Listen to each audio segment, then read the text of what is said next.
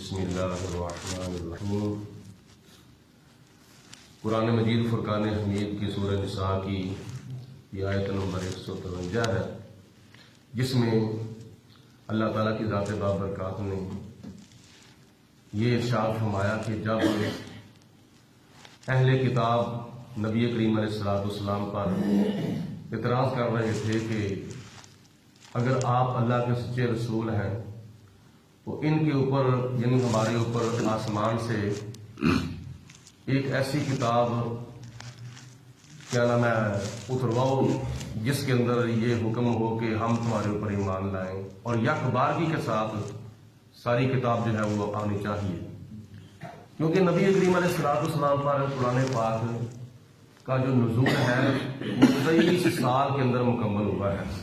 آہستہ آہستہ کر کے۔ تو انہوں نے کہا تھا کہ اگر آپ اللہ کے سچے رسول ہیں تو آپ کے اوپر ایک بار یعنی بیعت وقت ساری کتاب نازل کیوں نہیں ہو جاتی؟ تو اللہ تعالیٰ نے فرمایا یس آلو کا سوال کرتے ہیں اے پیارے رسول علیہ السلام آپ سے، اہل الکتابی اہل کتاب یعنی یہود و نصارہ، ان تنزل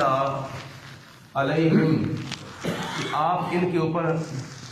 یعنی ہمارے اوپر نازل کریں کتاباً ایک کتاب من السماء آسمان سے۔ تو اللہ نے اپنے پیارے حبیب علیہ السلام کو تسلی دیتے ہوئے ارشاد فرمایا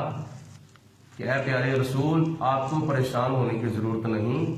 یہ صرف آپ سے سوال ایسا نہیں کر رہے بلکہ ان کے آباء و اجداد ان کے باپ دادا جو ہیں وہ آپ سے پہلے اپنے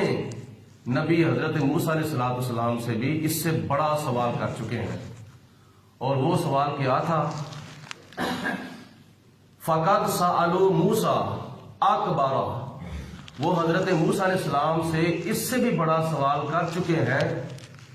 من ذالکا اس سے بھی، اور وہ سوال کیا تھا، وہ مطالبہ کیا تھا؟ فقالوا ارنا اللہ جہرتاً، انہوں نے کہا تھا کہ اے موسیٰ علیہ السلام آپ ہمیں واضح طور پر اعلانیہ طور پر اللہ دکھاؤ جس کے وحدانیت کا آپ اعلان کرتے ہیں۔ تو جب موسیٰ علیہ السلام ان کو اللہ تعالیٰ کی ذات بابرکات کا دیدار کرانے کے لیے کوہ طور کے اوپر لے گئے تو فَأَخَذَتْهُمُ الصَّاعِقَةُ بِظُلْمِهِمْ، ان کے اس ظلم کی وجہ سے اللہ تعالیٰ کی ذات بابرکات نے ان کے اوپر ایسی بجلی بھیجی، ایسی کڑک بھیجی جس کی وجہ سے وہ سارے کے سارے فوت ہو چکے تھے۔ اللہ تعالیٰ کی ذات بابرکات کی صفت ربوبیت کی تجلی کا کروڑواں حصہ بھی وہ برداشت نہ کر چکے۔ ثم اتخذوا العجل من بعدهم ما جاءتهم البینات، تو اللہ فرماتا ہے اس کے بعد حق اور سچی نشانیاں آ جانے کے باوجود بھی انہوں نے بچڑے کی پوجا کرنی شروع کر دی۔ موسیٰ علیہ السلام 40 راتوں کے لیے کوہ طور پر تورات لینے کے لیے گئے، اور 40 راتوں کا آپ نے وہاں چلا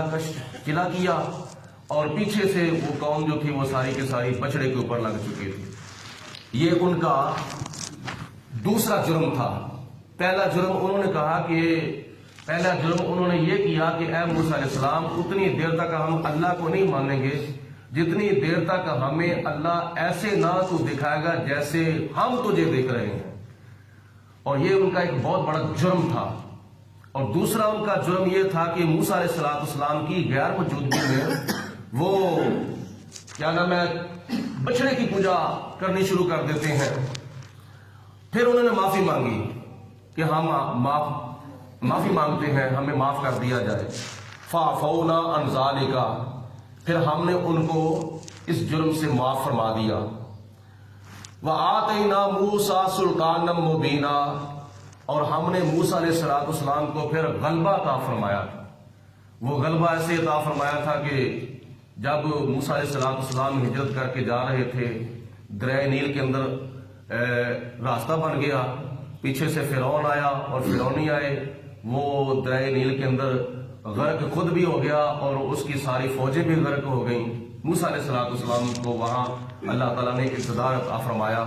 اور یہ ہے غلبہ موسیٰ علیہ السلام کا۔ یہاں تک دو جرم اللہ تعالیٰ نے قوم بنی اسرائیل کے بیان فرمائے۔ وَرَفَعْنَا فَوْقَهُمُ الطُّورَ بِمِيثَاقِهِمْ، اور ان سے پختہ وعدہ لینے کے لیے اللہ فرماتا ہے کہ ہم نے ان کے اوپر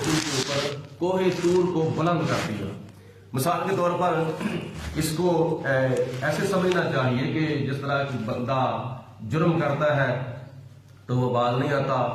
اس کو دھمکی دی جائے، کو وارننگ دی جائے، میں نے تجھے پتھر اٹھا کے تیرے سر کے اندر مار دینا ہے، پتھر اٹھا لیا ہو اور میں نے تجھے مار دینا ہے اگر تو اس کام سے باز نہ آیا، تو وہ ڈرتا ہوا کہتا ہے کہ نہیں میں نہیں آگے سے کرتا۔ اسی طرح خدا نے ان کے اوپر کوہ طور کو بلند کر دیا تھا، طور پہاڑ کو،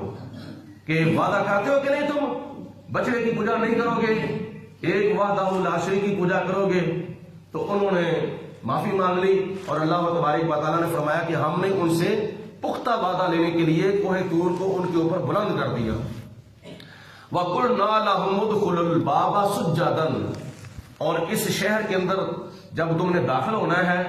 وادی اریحا کے اندر جب تم نے داخل ہونا ہے تو سجدہ کرتے ہوئے تعظیم کے طور پر داخل ہونا ہے۔ وَقُلْنَا لَهُمْ لَا تَعْدُوا فِي السَّبْتِ، اور ہم نے ان کو کہا کہ ہفتے والے دن کاروبار نہیں کرنا، مچھلیاں نہیں پکڑنی، جال نہیں لگانے، ہفتے والے دن پورا ہفتہ یعنی ہفتے کا پورا دن جو ہے صبح سے لے کر شام تک کاروبار کرنا، رزق حلال کمانا تمہارے لیے حرام ہے اور تمہیں منع کر دیا گیا ہے۔ اس کے باوجود بھی انہوں نے سرکشی کی اور دریا کے دونوں طرف انہوں نے وہ حوض کھودنے شروع کر دیے، اور جب کیا نام ہے ان کا کنیکشن دریا کے ساتھ کر دیا تو مچھلیاں جو تھیں وہ آ جاتی تھیں حوضوں کے اندر، وہ جا کے پکڑ لیتے تھے اور جال نہیں لگاتے تھے۔ انہوں نے ایک ہیلا قائم کیا کہ ہم کون سا جال لگاتے ہیں، مچھلیاں تو اپنے آپ آ جاتی ہیں، ہم پکڑ لیتے ہیں۔ تو اللہ تعالیٰ نے فرمایا یہ تمہاری سرکشی ہے، لا تعدوا فی السبت، ہفتے والے دن تم نے سرکشی نہیں کرنی۔ یہ ان کا تیسرا جرم ہے جو انہوں نے کیا، تو خدا تعالیٰ نے ان کو اس جرم کی سزا دی کہ ان کو انسان سے خدا تعالیٰ نے بندر بنا دیا تھا۔ پہلے اس پارے کے اندر اس کی وضاحت ہو چکی ہے۔ وَأَخَذْنَا مِنْهُمْ مِيثَاقًا غَلِيظًا، اور ہم نے اس کام کا بھی ان سے پختہ وعدہ لیا تھا۔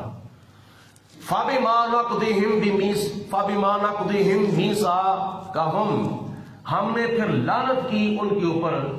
وعدہ توڑنے کی وجہ سے۔ یہ وعدہ توڑنا ان کا تیسرا جرم ہے جو انہوں نے اللہ تعالیٰ کے ساتھ وعدہ کر کے توڑ دیا تھا۔ اور وَكُفْرِهِمْ، اور ان کے کفر کی وجہ سے اللہ پاک کی ذات بابرکات نے ان کے اوپر لعنت فرمائی۔ بِآیاتِ اللَّهِ،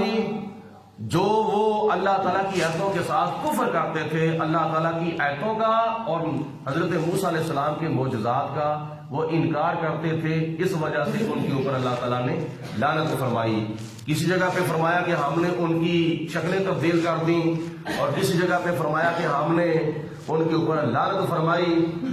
وَقَتْلِهِمُ الْأَنْبِيَاءَ بِغَيْرِ حَقٍّ، یہ بھی ان کا ایک جرم ہے کہ اللہ تعالیٰ نے ان کے اوپر لعنت فرمائی، ان کے اوپر غضب نازل کیا۔